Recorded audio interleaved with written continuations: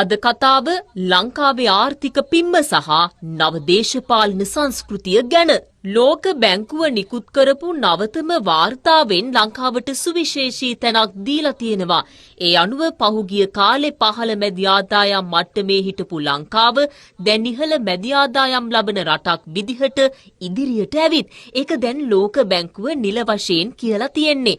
ජාතික ජනබලවේග ආණ්ඩුව බලයට පත් වෙලා ගත වුණු මාස 20ක කෙටි කාලය ඇතුලේ මුහුණ දෙන්න සිද්ධ වුණු අභියෝග නම් සුළුපටු නැහැ.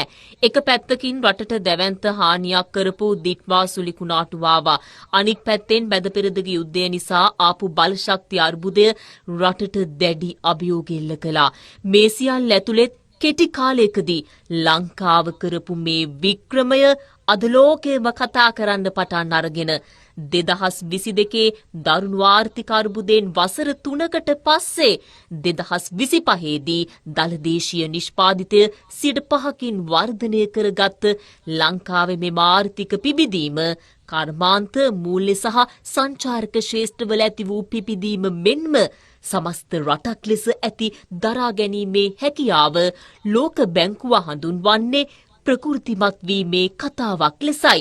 ලෝකයේම විශ්මයට පත්වෙච්ච මේ දරා ගැනීමේ හැකියාවේ අහම්බෙන් නෙවෙයි. ඒක ඇති වුණේ ජනාධිපතිගේ සිට ප්‍රාදේශීය සභා මන්ත්‍රී දක්වා පවත්වාගෙන යන දැඩි මූල්‍ය විනය සහිත නව දේශපාලන සංස්කෘතිය නිසායි. ජනාධිපති තමන්ගේ වියදම් සිට 90කින් කපා හැරියා. ඇමතිවරු නිල නිවාස අත්හැරියා. අමාත්‍යංශවල තිබුණු වියදම් අඩුම වාහන තමයි පාවිච්චි කරන්නේ. ඉන්ධන දීමනා 3න් 2ක්ම කැපුවා. පාර්ලිමේන්තු මන්ත්‍රීවරුන්ට අදටත් තමන්ටම කියලා පාර්ලිමේන්තුවෙන් දුන්න වාහනයක් නැහැ. බොහෝ මන්ත්‍රීවරු තවමත් එහෙම් මෙහෙන් වාහනයක් ඉල්ලගෙන තමයි යන්නේ. පාර්ලිමේන්තුවට එන්නේත් මන්ත්‍රීවරු 2-3 දෙනා එකතු වෙලා. ඒ කියන්නේ තමන්ගේ සුඛ විහරණය වෙනුවෙන් දේශපාලන බලය යොදාගත් සංස්කෘතිය දැන් අවසන් කරලා තියෙන්නේ. ඒ නව දේශපාලන සංස්කෘතිය රටේ සියලු ක්ෂේත්‍රවලට හිමින් කාන්දු වුණා. ඒක රාජ්‍ය පුද්ගලික හැම අංශයකටම දැනෙන්න ගත්තා. ඒ මත ගොඩනැගුණු සංකල්පය තුළ අපිට නැගිටින්න පුළුවන් කියලා හැම කෙනාම විශ්වාසයක් ගොඩනගා ගත්තා. රට ටික නැගිට්ටා. දේශපාලන බලය යොදාගෙන කරපු වංචා දූෂණ හොරකම් අද නතර කරලා කප්පම් පාතාල සහ මත්ද්‍රව්‍ය ජාවාරම් වලට තිබුණු දේශපාලන රැකවරණය අවසන්. ඕනෑම ආයෝජකයෙකුට නියමිත ක්‍රමවේදයට ආයෝජනය කරන්න අද අවස්ථාව තියෙනවා.